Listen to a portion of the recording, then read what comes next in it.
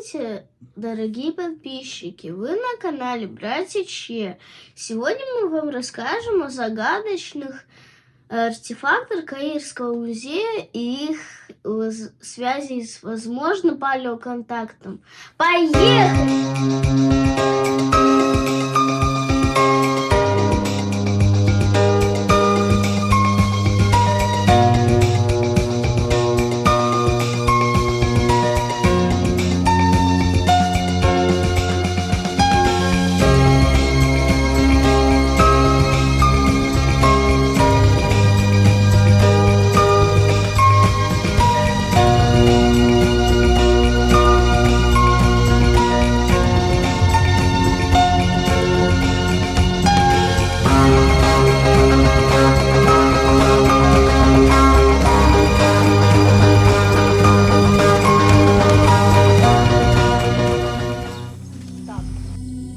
Как мы и обещали, сегодня наш рассказ будет о тайнах и загадках Каирского музея, которые стоят у всех на виду, но про которые очень любят говорить большинство экскурсоводов, придерживающихся официальной линии истории Древнего Египта.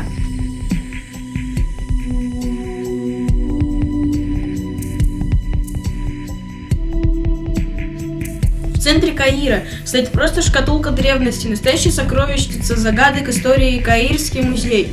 Нам позволили вести там съемку на телефон, чего раньше не было. И поэтому у вас будет уникальная возможность посмотреть не просто фото, как это было полгода назад, а увидеть своими глазами, как выглядят все эти загадочные экспонаты.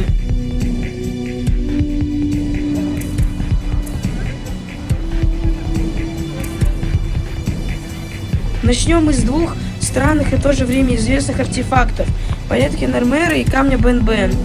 Палетка Нормера – это по официальной власти изображение того, как царь Нормер, он же царь Скорпион, победил царя Нижнего Египта и объединил страну. Но если внимательно взглянуть на данный артефакт, то возникает ряд вопросов.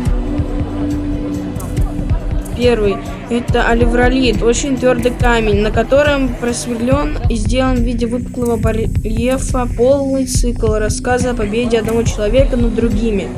И это в 5 тысячелетии до нашей эры, то есть 7000 лет назад, когда в аналогичных местах Древнего Египта, Африки, Азии находят только сделанные охрой и углем рисунки в пещерах. Это какие должны быть технологии, чтобы сделать камень в виде щита 65 сантиметров, придать ему очень нестандартную форму, не просто прямоугольник или куб, но еще с помощью более твердых уровней алмаза, метеорита, инструментов, так филигранно вырезать на нем барельеф. Споры по поводу его происхождения не утихают до сих пор. Второй момент, который не смущает официальных египтологов, это то, что царь, сделавший такое сложное произведение искусства, прославляющее именно его подвиги, не оставил ни одного иероглифа, ни одной надписи на данном камне. Вообще, царь Скорпион Нормер – личность, про которую неизвестно ничего в плане материальных доказательств, кроме единственного картуша его как первого царя Египта в храме Сети I в Абидосе. Третий момент – это динозавры, которых держат на поводках люди. Версия, что это какие-то стилизованные тигры, слабо, так как тут один в один изображаются события, люди, принимавшие в них участие. В случае царь Скорпион был для истории Египта и человечества некой поворотной точкой, мессией, направлявшей развитие цивилизации по определенному пути, после которого началась частично известная нам история древнеегипетского царства.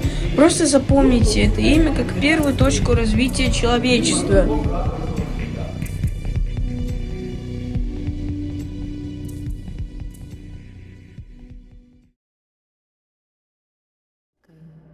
А теперь переходим ко второй поворотной точке, одному из самых загадочных артефактов из персонажей Древнего Египта. Перед нами сделана в человеческий рост статуя самого загадочного во всех смыслах фараона, основателя третьей династии Джосера, кардинально изменившего историю Египта и человечества в 2700-х годах до нашей эры, почти 5000 лет назад.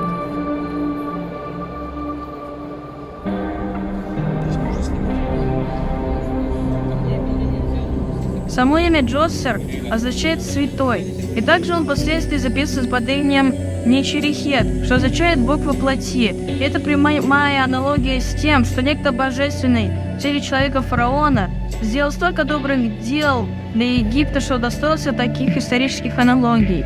Больше таких эпитетов ни одному фараону не давали. Так что же он сделал? Начнем с того, что при Джоссере был загадочный персонаж, верховный жрец, архитектор и врач Имхотеп. Говорят, что Имхотеп появился из ниоткуда, его лица никогда никто не видел, пришел к фараону и за полгода стал самым влиятельным и могущественным магом Египта, научивший египтян металл, обрабатывать твердые породы камня, строить храмы. Он изобрел колонны и основы архитектуры, дал знания современной медицины и науку бальзамирования мертвых, написал знаменитую книгу мертвых, 40-метровый папирус, который хранится тут уже в музее.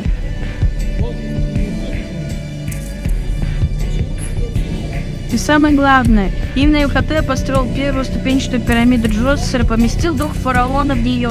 И эта пирамида единственная, в которой есть маленькая пристройка, в которой стоит эта статуя, и смотрит через две маленькие дырочки в 1 сантиметр на небо точно на свои звезды. Не больше ни один фараон не имел такой камеры статуи в пирамидах.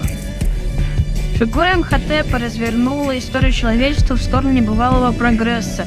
И данный факт напрямую подтверждает теорию поликонтакта, когда вмешательство более высокой цивилизации меняло историю развития Земли.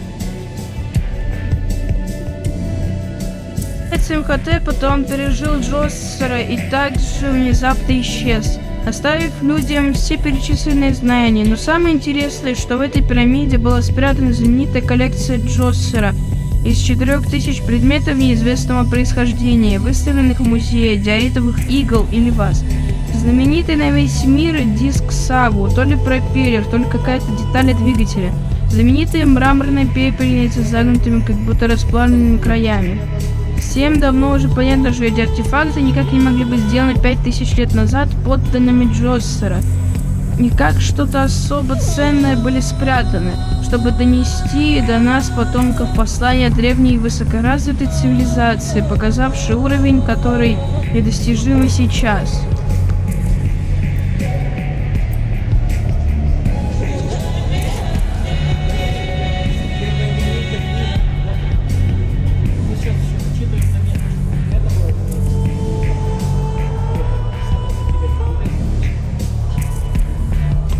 Весы, каждый из них определенный вес. Вот. Дальше.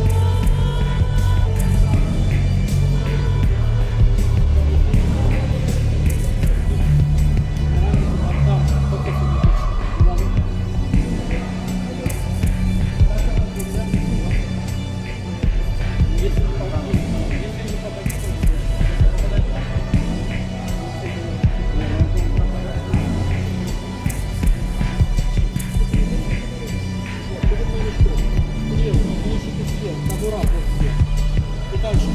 Здесь только высокоточный фокус. Фокус 2 сменить. Так, выработал 5. Оно было группа профессиональной работы. Но видео в первом крючке сказал, что неэффективнее, чем даже крючок.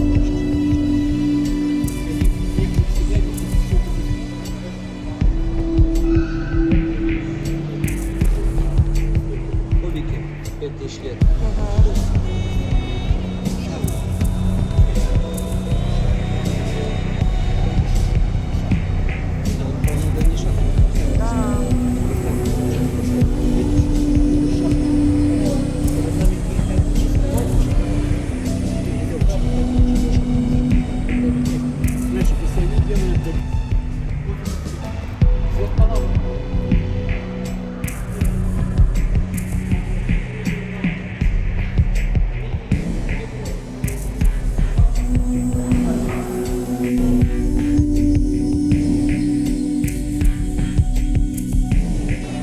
Жемчужиной Каирского музея своеобразной Моной Лизы Древнего Египта является статуя фараона Хафры Хифреда, которую нашли в нижнем храме у Сфинкса, еще в период Среднего Царства. Посмотрите на качество изготовленной фигуры, видна каждая деталь, каждая складочка, а изображение лотосов и папирусы выдвинуты в виде барельефа. А теперь взглянем на картуши, царапаны как курица лапы, говорящие, что это хафра. Неужели великий фараон, готовивший столь великолепное произведение, не мог четко вырезать или сделать такого же уровня барельеф своего картуша на статуях? Ответ простой – не мог. И он просто украл найденный артефакт ДВЦ и в силу скорости образа просто присвоил себе эту статую, что делали все фараоны во все времена. Даже сейчас без алмазных сверл человек не может ничего сделать с данной статуей. Ее стоимость на данный момент сопоставится с стоимостью самых дорогих артефактов в истории человечества.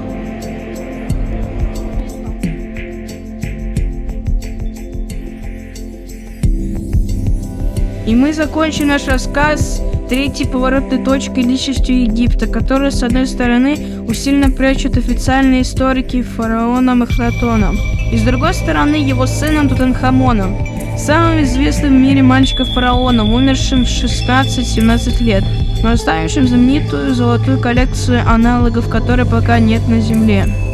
Данный зал историки Египта принципиально не показывают туристам, потому что тут сплошные загадки. Начнем с того, что фараон 18-й династии Эхнатон зашел на трон на пике могущества Египетской империи, и однажды к нему с неба спустился сияющий диск, после чего фараон полностью преобразился, как физически он стал мужчиной-женщиной. У него сильно вытянулся череп, так и ментально он потерял веру во всех традиционных египетских богов и общался только с диском, который он воспринимал как бога солнца Атона.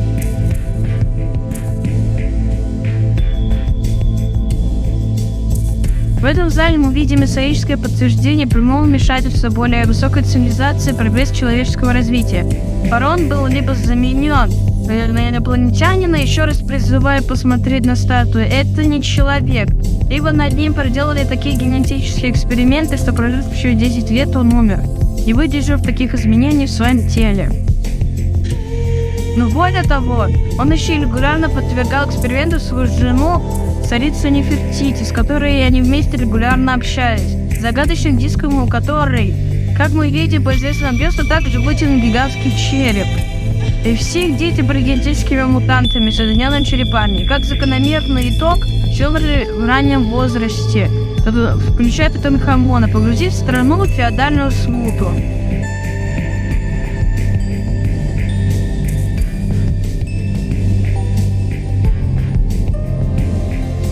Больше ни один из последующих фараонов не имел ни вытянутых черепов, ни поклонялся загадочному солнечному диску. Была возвращена традиционная религия Осириса и Изиду, а сама династия Эхнатона и его потомков предана проклятию и стерта из всех списков фараонов. Так за что же прокляли Эхнатона, Нефертити, Тутанхамона и всю их династию? Ответ простой. После регулярных общений с загадочным диском они попытались построить новое общество, своеобразный коммунизм в Египте, приблизив и составив совет государства из наиболее талантливых людей той эпохи, выходцев из крестьян и ремесленников. Получив откровение от диска, создали новую веру во что-то единое и светлое, назвав это солнечным диском и записав все откровения, полученные свыше. Папирус с прославлением Атону лег в основу части текущих псалмов в Библии, и молитва «Отче наш» — это часть данного папируса. Откровения, спущенные свыше,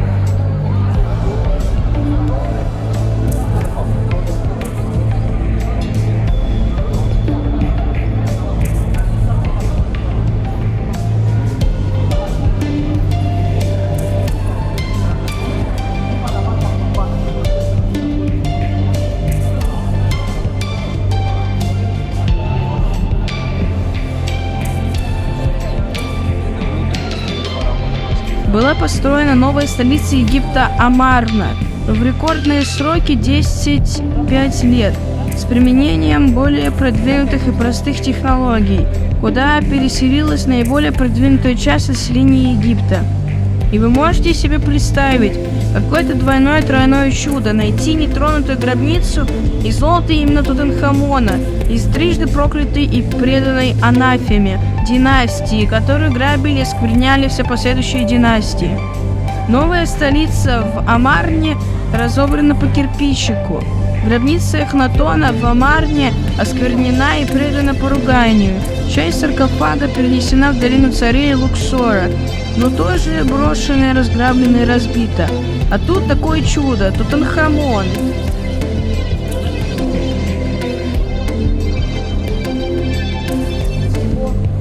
А вот про загадки артефактов из гробниц Тутанхамона мы поговорим в нашем следующем ролике, когда отправимся в Луксор, долину царей.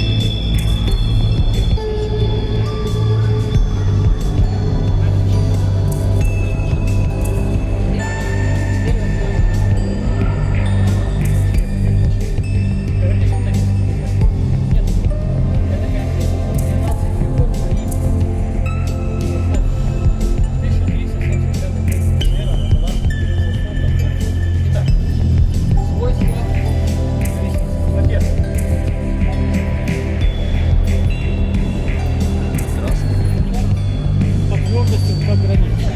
Но в природе чего? Здесь начинает ошкаривать, особенно в курортной зоне. О, бросает 100, 200 долларов, 300. Зачем? Назад туда. Дорога ходит, работает, но на такой степени.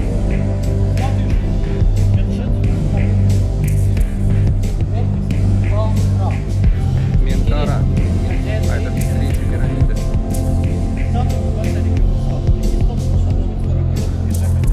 Да, это аллигаторы нильские.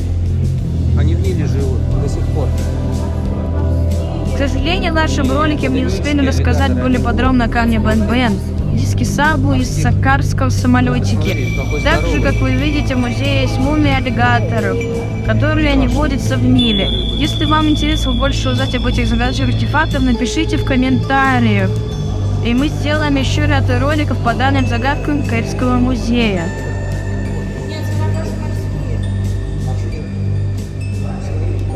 Отойди от стекла, пожалуйста.